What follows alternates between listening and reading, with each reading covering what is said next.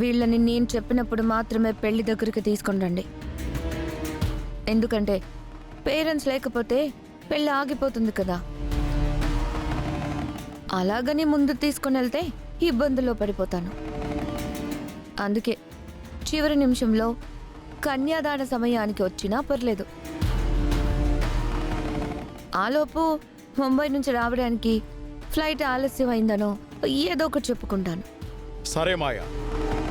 Dear parents, మళ్ళీ మళ్ళీ నేను చెప్పేది ఏంటి అంటే, అక్కడికి వచ్చిన తర్వాత నా గురించి చెప్పే ప్రయత్నం చేశారంటే మాత్రం మీ ప్రాణాలు పోతాయి. It's my sweet warning.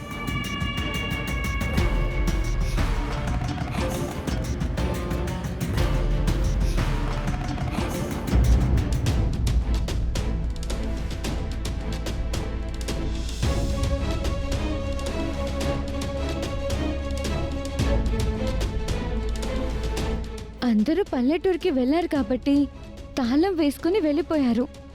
వెనుక వైపు నుంచి ఇంట్లోకి వెళ్లి తాళపత్రాలను చదువుతాను.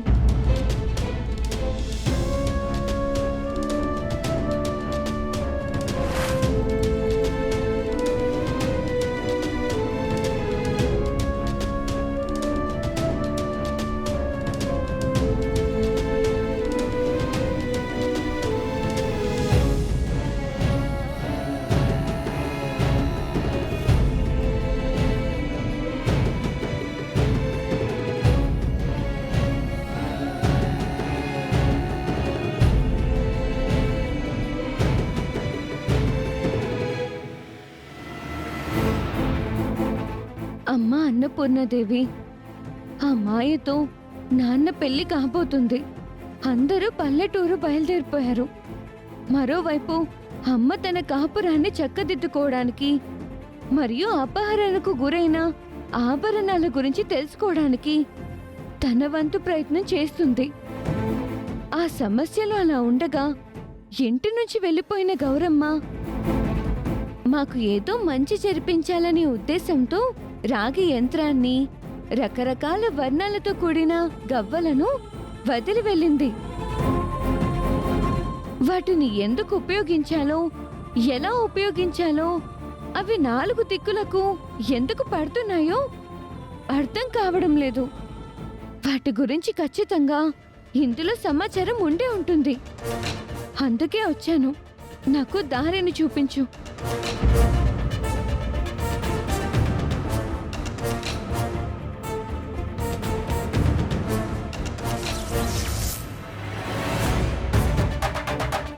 ఘట్టమనేని వంశపు చిన్న కోడలి జీవితం చక్కబడాలి అంటే పలు ఆలయాల నుంచి అపహరణకు గురైన ఆభరణాలను దక్కించుకోవాలి.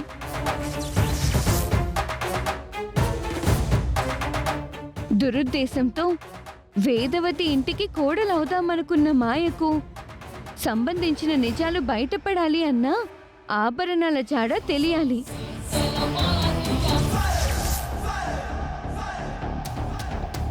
వేదవతి లాంటి జాతకంతో జన్మించిన అక్షయ రూపమే వాటిని ఛేదించగలుగుతుంది.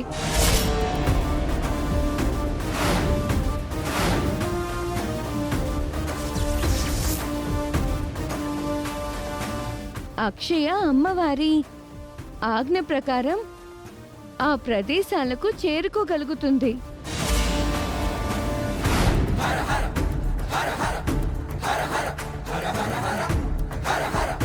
అక్షయే సకల సమస్యలకు పరిష్కారం చూపించగలుగుతుంది.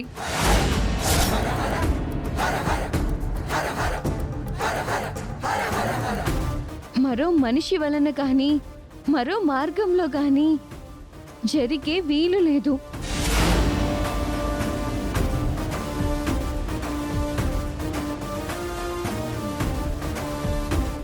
ఎందుకిలా రాసుంది? నా అసలు రూపాన్ని అమ్మవారు ఎందుకు కోరుకుంటుంది? పెళ్లికి ఎంతో సమయం లేదు. ఇటువంటి పరిస్థితుల్లో పాత రూపంలోకి ఎలా వెళ్ళగలను? ఆభరణాలను ఎలా కనిపెట్టగలను? పెళ్లిని ఎలా ఆపగలను?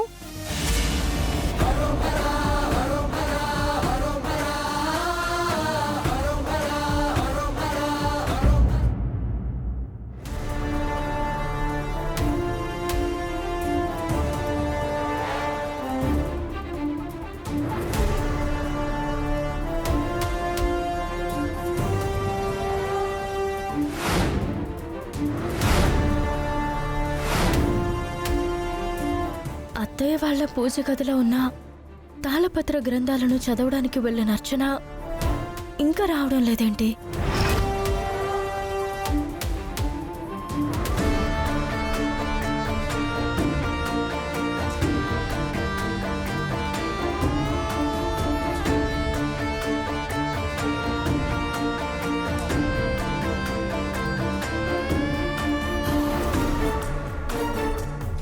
అమ్మా లక్ష్మి, తొందరగా కానివ్వండి అమ్మా.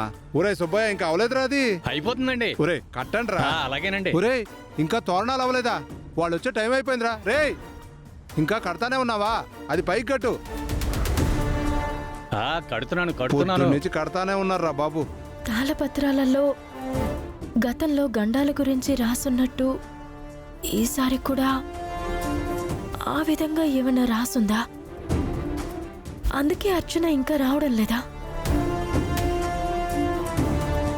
ఇప్పుడున్న పరిస్థితుల్లో తాళపత్రాలలో రాసున్న విషయాన్ని నేను అమ్మతో ఎలా చెప్పుకోగలను?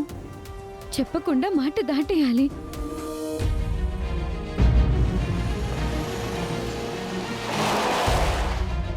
ఒరే అదిగో వచ్చేసారు.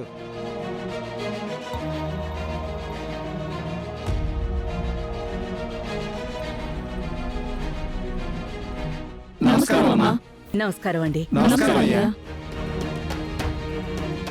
గతంలో 3 నెలలకొకసారి మా నూరుకు వస్తుండేవాళ్ళు మీరు. ఇప్పుడు బహుకాల దర్శనం అన్నట్టుంది. రాహుకాలం నడుస్తుంది కదా, ఇలాగే ఉంటుంది మరి. మా ఇంట్లో ఉన్న రాహువి మా బావే కదా, అందుకే అలా అంటున్నాడనమాట. బావగారిని పట్టుకుని అబ్బాయి గారు అలా అంటున్నారేంటి? మా ఆయన తన బావతో ఎప్పుడూ ఇలాగే ఉంటారన్న సంగతి మీకు తెలీదా ఏంటి? బయటే మీటింగ్ ఎందుకు, లోపలికి వెళ్దాం రండి. ఆ ఏర్పాట్లు ఎంతవరకు వచ్చాయి? మమ్మల్ని చూసుకోమన్నారు కదా. ఇక్కడ మీ ఇంటి దగ్గర, అక్కడ కళ్యాణ మండపం దగ్గర ఏర్పాట్లు అన్నీ చేసేసాం. ఎప్పట్లాగా మీరు మా కుటుంబం పట్ల చూపిస్తున్న ఆదరాభిమానాలకు సంతోషం. కానీ చిన్న విన్నపం. ఏంటది? రామారావు గారు, మా ఇంటి విషయాలు మా నూరు జనానికి తెరిచిన పుస్తకం అండి. ఎందుకు మొహమాటం చెప్పండి, అడగండి, పర్లేదు. బంగారం లాంటి అవనిని వదులుకుంటూ బంగారు లేడి లాంటి ఈ మాయను మీ కోడల్ని చేసుకునే మీ నిర్ణయం మాకు సంతోషంగా లేదు. ఇది మీ ఇంటి పెళ్లి కాదు. మీ సలహా ఎవ్వరూ అడగలేదు. మధ్యలో మీ ఉద్దేశాలతో మాకు ఏ పని లేదు. మాయా, డోంట్ షౌట్. మా ఊరి జనం మా కుటుంబ సభ్యులతో సమానం. ఏదైనా వ్యక్తపరిచే స్వతంత్రం వారికి ఉంది. చెప్పనివ్వు. అవని అమ్మ చాలా మంచిది.